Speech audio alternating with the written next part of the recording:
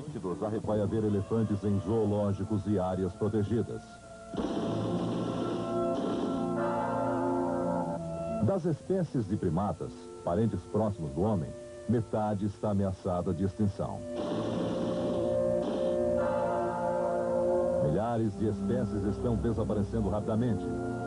É um golpe na diversidade, uma característica básica da vida. A extinção em massa das espécies é igual à que aconteceu há 70 milhões de anos, quando os dinossauros desapareceram da Terra.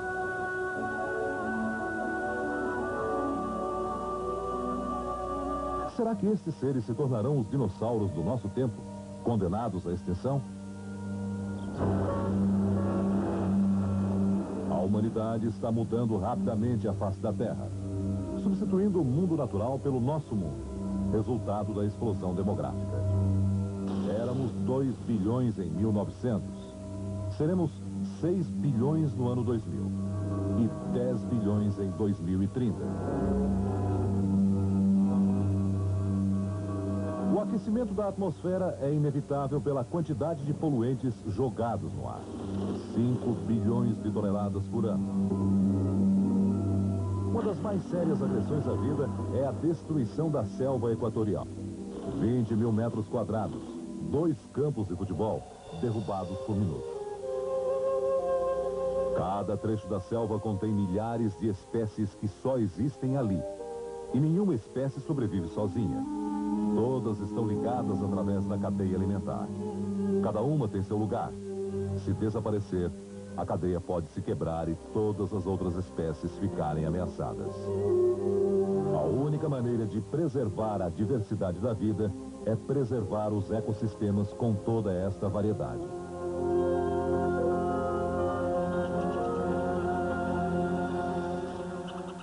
Num vale deserto do Colorado, nos Estados Unidos, os cientistas acharam os sinais de um dos episódios mais dramáticos da história da vida na Terra.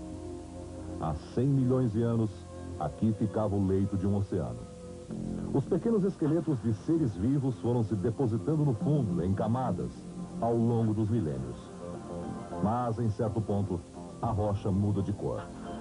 Ali, entre os pontos onde o cientista finca 2 pregos, está uma camada de 10 centímetros sem nenhum sinal de vida. O que aconteceu nessa época há 70 milhões de anos? Os cientistas descobriram que os plânctons, seres microscópicos que estão na base da cadeia alimentar, desapareceram rapidamente pelo escurecimento da atmosfera. A causa deve ter sido a queda de um grande cometa na Terra.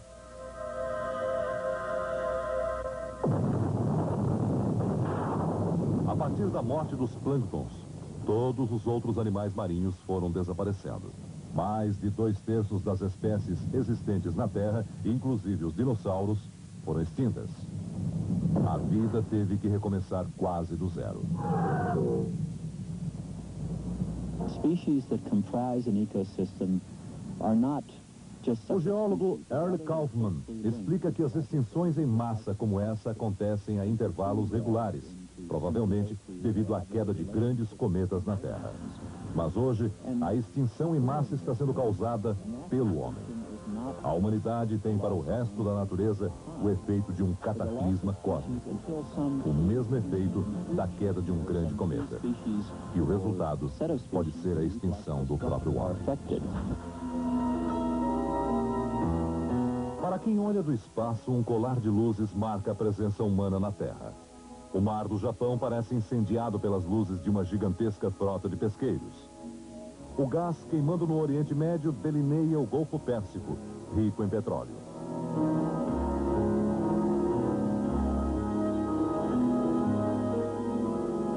Incêndios nos campos e florestas da África iluminam a luta pelo alimento no terceiro mundo.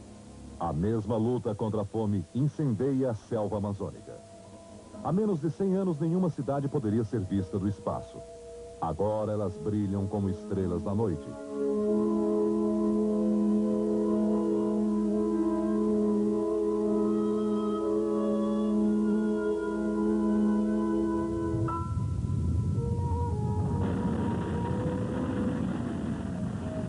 A era espacial mudou nossa maneira de ver a Terra.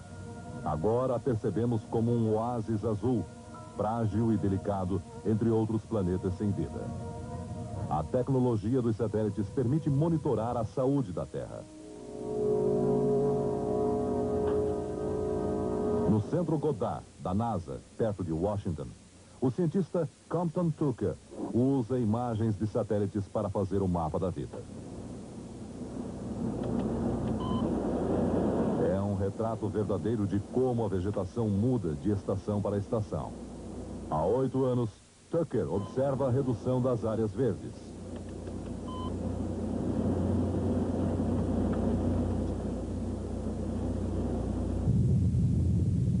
Em outubro de 1988, a nave Discovery foi ao espaço com a missão de fotografar a Terra. Voando sobre a Amazônia, os astronautas ficaram surpresos com o que viram. Incêndios gigantescos. Uma das áreas em chamas tinha 20 quilômetros de diâmetro, cobrindo de fumaça todo o continente ao longo do Equador.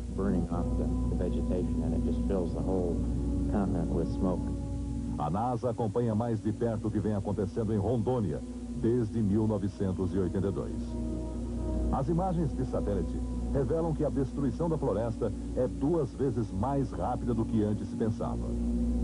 36 mil quilômetros quadrados foram queimados em 10 anos. A área é igual a 1,5 vezes o estado de Alagoas.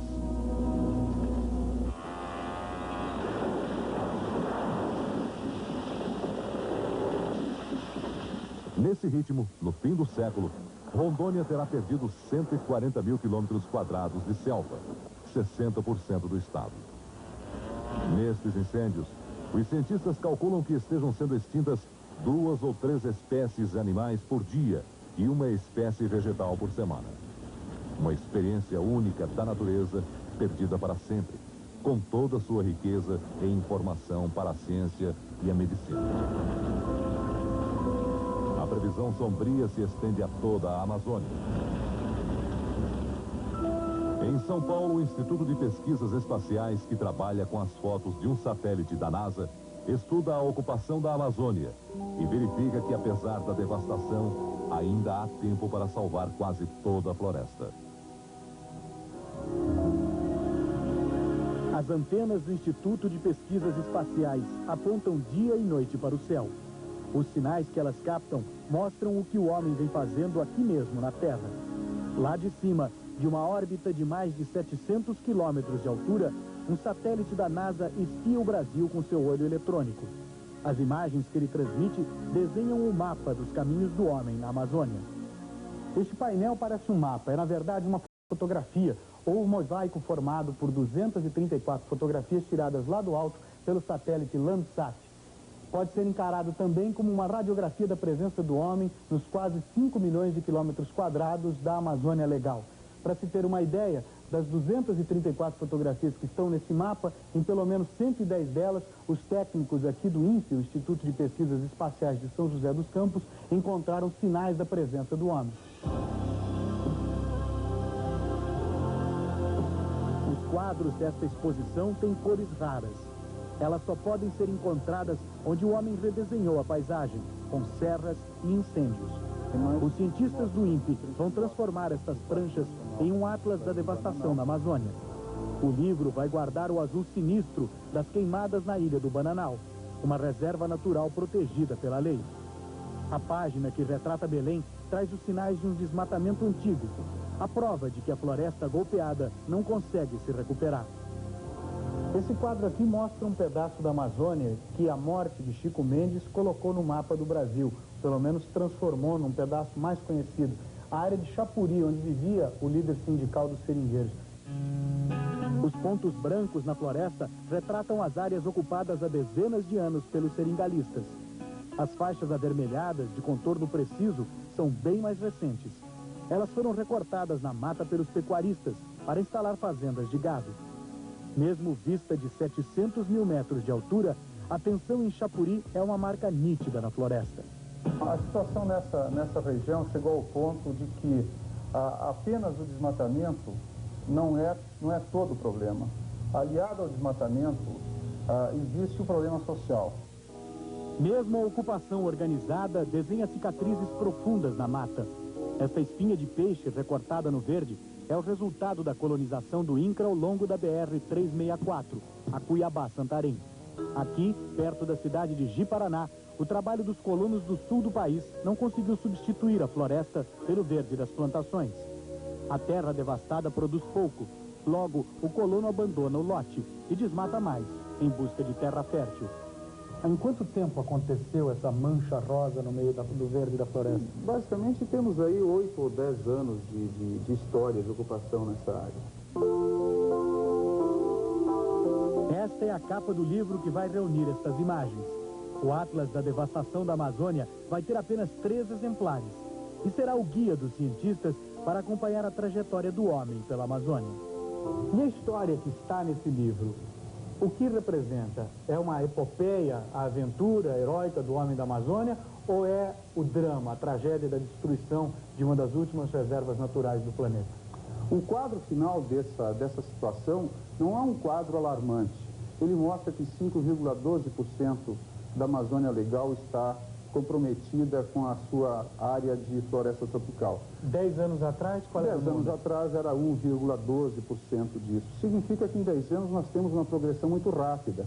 Então faz com que o usuário brasileiro, o cidadão brasileiro, deva ter uma visão crítica sobre de que forma isso está acontecendo na Amazônia e tentar evitar que essa coisa progrida dessa maneira, porque se contarmos isso nos próximos anos, talvez em 200 anos nós não tenhamos mais nenhuma mata tropical se continuarmos nessa velocidade. A seguir, a ciência corre contra o tempo descobrindo novas espécies na Amazônia. Na selva, vivem 2/3 das espécies animais e vegetais do planeta. Daqui a pouco, Passado Sem Perdão.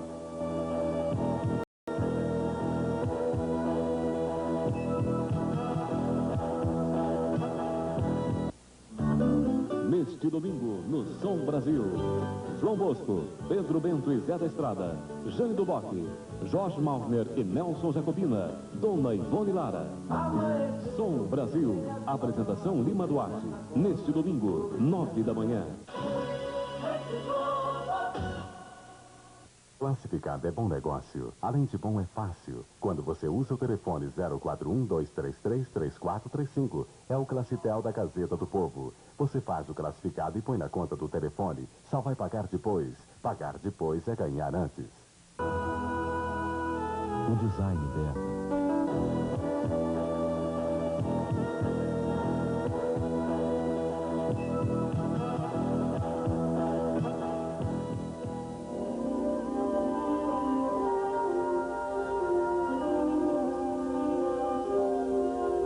No Rio Manu, na Amazônia peruana, foi criada uma reserva natural. Um bom exemplo da riqueza biológica da floresta equatorial. Biólogos americanos e peruanos estão fazendo um levantamento na área para descobrir quantas espécies diferentes existem na floresta. Os cientistas calculam que vivam na Terra hoje em dia 5 milhões de espécies de animais e plantas. Mas Terry Ewing, que dirige o projeto no Rio Manu, tem uma nova hipótese.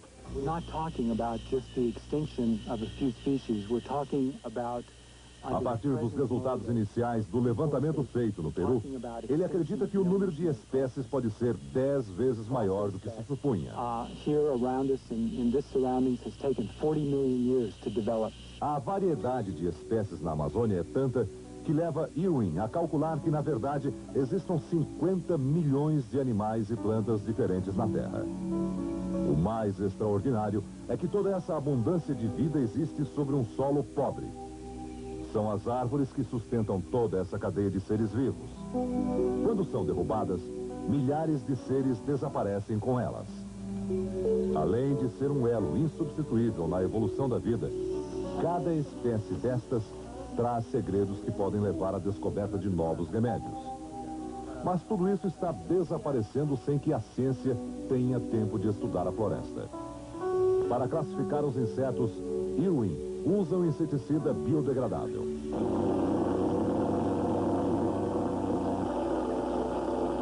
Os insetos mortos são recolhidos para estudo. Cada árvore revela 2.000 espécies diferentes de insetos. Uma comunidade que varia dependendo do tipo de árvore. Como há milhares de árvores diferentes na floresta, a variedade de insetos é astronômica. Muitos dos insetos descobertos neste estudo são completamente desconhecidos. Quase todos usam substâncias tóxicas para se defenderem. Substâncias que podem ser usadas na medicina e na agricultura. As lagartas são um bom exemplo da interdependência da vida na floresta. Elas comem mais folhas do que qualquer outro ser.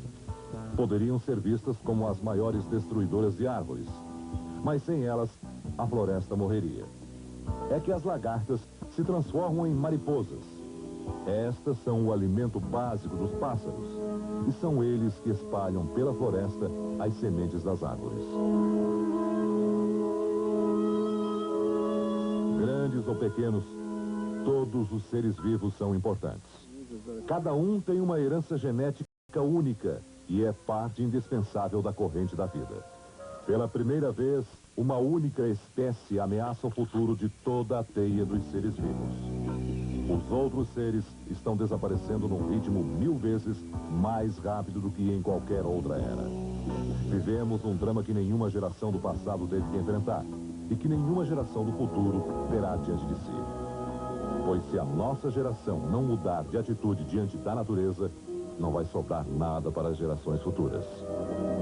Será que os homens do nosso tempo terão a sabedoria de mudar a história?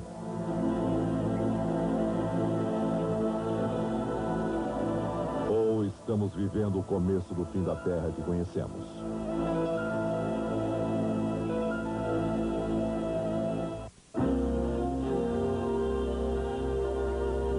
Segunda em Tela Quente, negócio arriscado. Não perca, depois de Tieta. ZYB3.